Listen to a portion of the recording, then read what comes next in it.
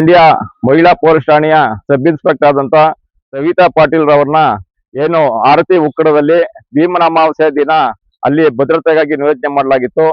ಈ ಸಂದರ್ಭದಲ್ಲಿ ತುಮಕೂರಿನ ಗ್ರಾಮಾಂತರ ಬಿಜೆಪಿ ಶಾಸಕರಾದಂತ ಸುರೇಶ್ ಗೌಡ್ ಅವರ ಪುತ್ರಿ ಮತ್ತೆ ಪೊಲೀಸ್ ಇಲಾಖೆ ಡಿಎಸ್ಪಿ ಅವರ ಪತ್ನಿ ಆದಂತ ಐಶ್ವರ್ಯ ಎಂಬುವರು ಮದ್ದೂರು ಪೊಲೀಸ್ ಠಾಣೆಯ ಸಬ್ ಇನ್ಸ್ಪೆಕ್ಟರ್ ಮತ್ತು ಇತರ ಸಹಚರರ ಜೊತೆ ಅಲ್ಲಿ ದೇವಸ್ಥಾನಕ್ಕೆ ಏಕಾಏಕಿ ಬಂದಿದ್ದಾರೆ.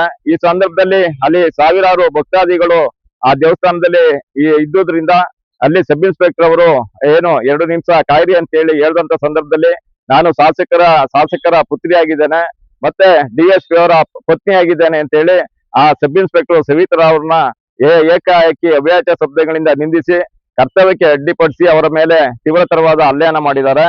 ಈ ಬಗ್ಗೆ ಸಬ್ ಇನ್ಸ್ಪೆಕ್ಟರ್ ಸವಿತಾ ಅವರು ಕೂಡ ಕ್ಯಾತ್ನಹಳ್ಳಿ ಪೊಲೀಸ್ ಠಾಣೆಯಲ್ಲಿ ಪ್ರಕರಣ ದಾಖಲು ಮಾಡಿ ಐಶ್ವರ್ಯ ವಿರುದ್ಧ FIR ಕೂಡ ದಾಖಲಾಗಿದೆ.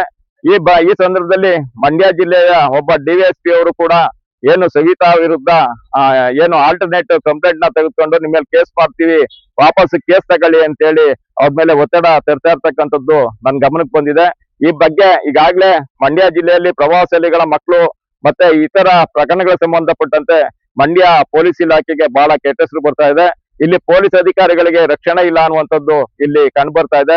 ಪ್ರಭಾವಶಾಲಿ ಅವರು ಶಾಸಕರಾಗಿರ್ಬೋದು, ಅವರ ಐಶ್ವರ್ಯ ಅವರ ಪತ್ನಿ ಡಿಎಸ್ಪಿ ಆಗಿರ್ಬೋದು, ತಕ್ಷಣ ಮಂಡ್ಯ SP ಶೋಭಾರಾಣಿ ಅವರು ತಕ್ಷಣ ಕ್ರಮ ಕೈಗೊಂಡು ಏನು ಮಹಿಳಾ ಸಬ್ ಇನ್ಸ್ಪೆಕ್ಟರ್ ಮೇಲೆ ಹಲ್ಲೆ ಮಾಡಿದ್ದಾರೆ ಐಶ್ವರ್ಯರವರು ಮತ್ತೆ ಅವರ ಜೊತೆಯಲ್ಲಿ ಬಂದಿರತಕ್ಕಂಥ ಸಹಚರನ ಬಂಧನ ಮಾಡಬೇಕು.